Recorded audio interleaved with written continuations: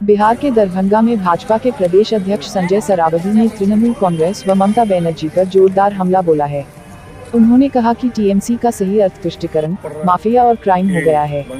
पश्चिम बंगाल की धरती कभी लोकतांत्रिक चेतना और बौद्धिक परंपरा के लिए जानी जाती थी, लेकिन आज भय, दबाव और राजनीतिक हिंसा की प्रयोगशाला बना दी गई है।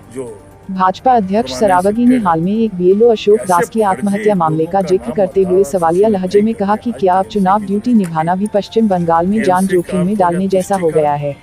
उनके कार्यकर्ता है, जो उनका व्यवहार हो रहा है, चुनाव आयोग के साक्षी के माध्यम से जो काम कर रहे हैं, उन लोग का दबाव पड़ रहा है कि बांग्लादेश में बांग्लादेशी हो कि घुसपैठियों हो, उन लोग का मतदाता सूची में नाम नहीं कटे, या जो मृतक है या जो परमानेंट शिफ्टेड है, कैसे फर्जी लोगों का नाम मतदाता सूची में नहीं कटे। आज टीएमसी की जो स्थिति है, टीएमसी का अर्थ हो गया तुष्टीकरण, माफिया और क्राइम। यही आज जो है पूरे बंगाल में जो है टीएमसी का अर्थ हो रहा है। अब सुनार ममता बनर्जी के शासन में बंगाल अब सुनार बांग्ला नहीं, बल्कि खूनी खेल का मैदान हो गया है। जिस तरह पिछले दिनों बीएलओ अशोक दास को आत्महत्या करने पर मजबूर किया गया, उस पर दबाव बनाया गया, वो जो एसआरसी के माध्यम से जो नाम को दबाव बनाया गया, आज उन्होंने आत्महत्या पिछले दिनों की।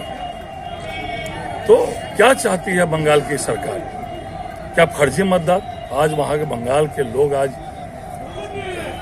जागरूक हो चुके हैं। किसी हालत में भी बांग्लादेशी हो कि घुसपैठिए हो कि रोहिंग्या हो, उनका नाम मतदाता सूची से कटेगा। लेकिन जो टीएमसी के गुंडे हैं, मैं गुंडा शब्द का इस्तेमाल करता, जो कार्यकर्ता हैं, जिस तरह वहां दबाव बना रहे हैं, वो बंगाल के लोग जागरूक हो गए हैं, किसी हालत में भी अब बर्दाश्त करेंगे। क्या लगता है विपक्ष हमेशा एसआईआर का विरोध करते आई है, वहाँ भी लगातार बंगाल में विरोध किया जा रहा है। से आम जनता एसआईआर के समर्थन में है। बिहार में भी एसआईआर का विरोध इन लोगों ने किया, जो विपक्ष के लोग थे, सुपरा साफ हो गया।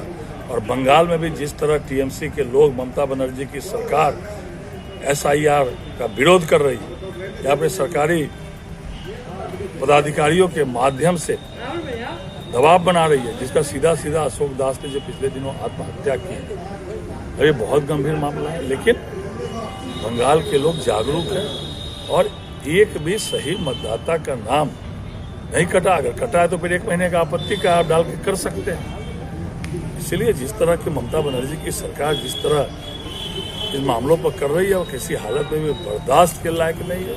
आज ममता बनर्जी की सरकार जो सुनार बांग्ला था, उसको गुंडागर्दी का अड्डा बनाने पर तुली हुई है, किसी हालत में बंगाल के लोग बर्दाश्त नहीं करेंगे। तो कार्यालय की चाहे झारखंड का मामला हो, पिछले दिनों बंगाल में जो हुआ, ईडी ने एक गंभीर मामले पर रेड की आईपैक के कार्यालय पर, जिस तरह वहां के मुख्यमंत्री सीधे पहुंच गए, या पूरे देश में यह पहला मामला है जो मुख्यमंत्री सीधे जो है ईडी की कार्रवाई में हस्तक्षेप की, सरकारी पदाधिकारियों को लेकर गए। जिस तरह हरे रंग का वो फाइल दिखा रही थी, बदहास अवस्था था, और निश्चित रूप से हार के पहले की जो घबराहट होती है, वो घबराहट नजर आ रही थी। और जिस तरह उच्चतम न्यायालय ने जो टिप्पणी की है कि क्या सरकार अराजकता का माहौल बनाना चाहती है बंगाल में, इसीलिए संवैधानिक संस्थाओं पर जिस तरह आक्रमण हो रहे हैं, चाहे वो झारखंड में हो रहा है, चाहे वो बंगाल में हो रहा है, ये किसी हालत में भी ये बर्दाश्त के काबिल नहीं है। इसको कोर्ट ने आदेश भी दिया है झारखंड में,